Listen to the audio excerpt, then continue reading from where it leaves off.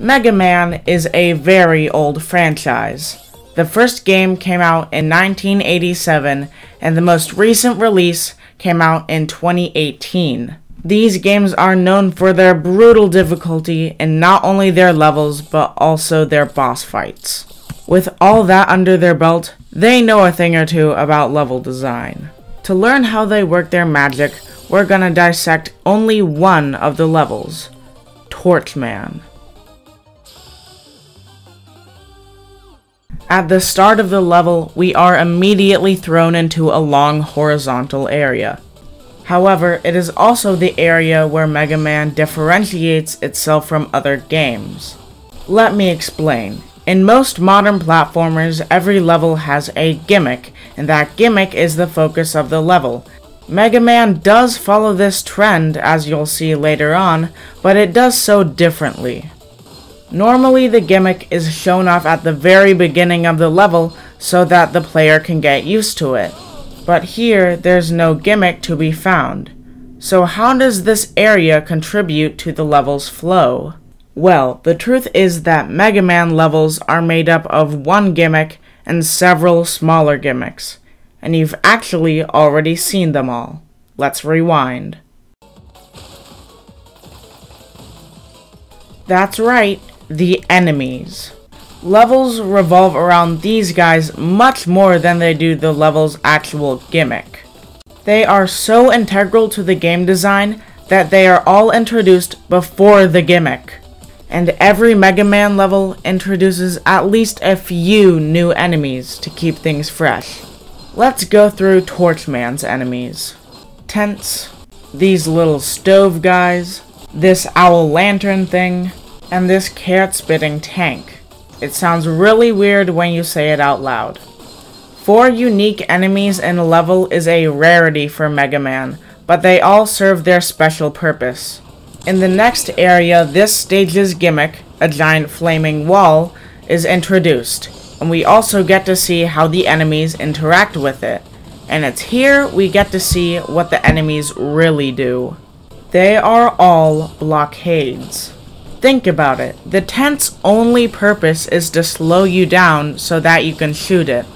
It's the same with the stovetop guys, and even the non-unique enemies are designed to slow you down. You only realize this once you're running away from a big wall of fire. And this kind of enemies complementing the gimmick of the level is what I like to call stage symbiosis.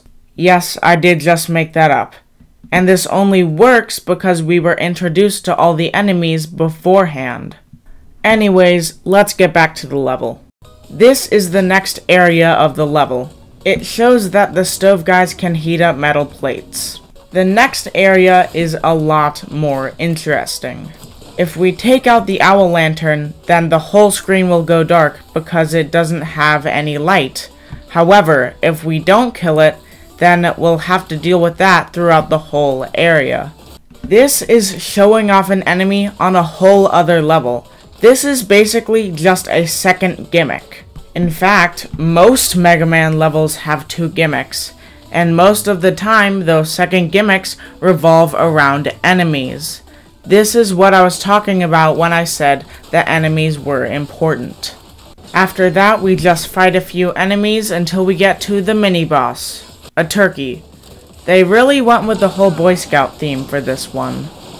Once we kill the turkey, Happy Thanksgiving, something very interesting happens in the level. The level just repeats itself, but this time everything's harder. After a break room, we are reintroduced to the carrot tank, and if you'll recall, introducing enemies was the first thing the level did. Then we have another run-in with the big wall of fire, which was the second thing we did in the level. After that, the stove guys are back, this time with their spider friends, and would you believe that we were in a room similar to this as the third thing we did in the level. Then we have another stove guy room. There is another room where the lantern owls control the light. And yes, in case you weren't noticing a pattern, that was the 4th thing we did in this level. And yet, the level never seems stale or samey. They do this by constantly ramping up the difficulty, which is what makes these levels so hard. Lastly, we have one more finale with that wall of fire. We use all our power for one last push and we still die. But then you play the entire level again, and this time you make it. It's time for the boss fight, and ideally a boss symbolizes the entirety of the level. In this case, running away from things and blockades. But how can you run away from something and yet it still be a blockade? This is how. Put a bunch of stupid, idiotic, dumb garbage everywhere. Seriously, I hate this boss fight. On a more serious note, this is how. His flaming punches both eat your bullets and cause you to run away from them. So you have to jump over them to avoid them, and they're a blockade for your attacks. So, let's review what we've learned in the only conceivable way. A PowerPoint presentation. Hello and welcome to my presentation on the Mega Man game design. Next slide, please. Enemies. They're very important in their game design, and whether they're unique or they're not, they should complement the gimmick. Now, what does complementing the gimmick mean? Well, next slide please. Enemies complementing the stage gimmick is what I like to call stage symbiosis. There are 3 parts of stage symbiosis. The first is the gimmick. The second is how the player beats that gimmick. The third step is the enemies. The enemies should make what the player does to beat the gimmick more difficult. For example, if the gimmick of the stage makes the player go fast to avoid it, then the most effective enemies are going to be ones that slow it down.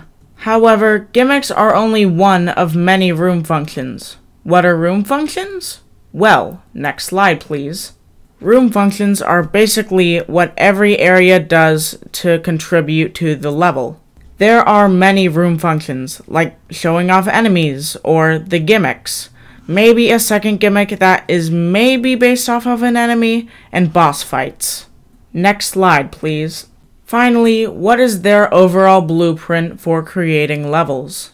Well, first you introduce the enemies, then you introduce the gimmicks, and after that it's a mix of showing off enemies and perhaps second gimmicks.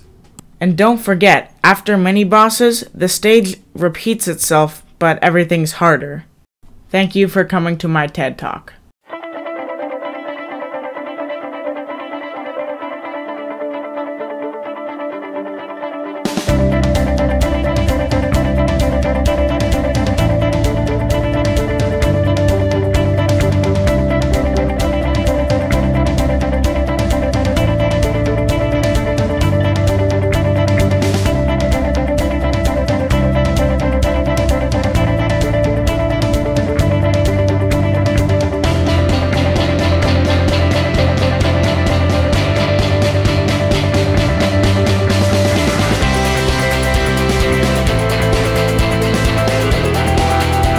Stop the montage!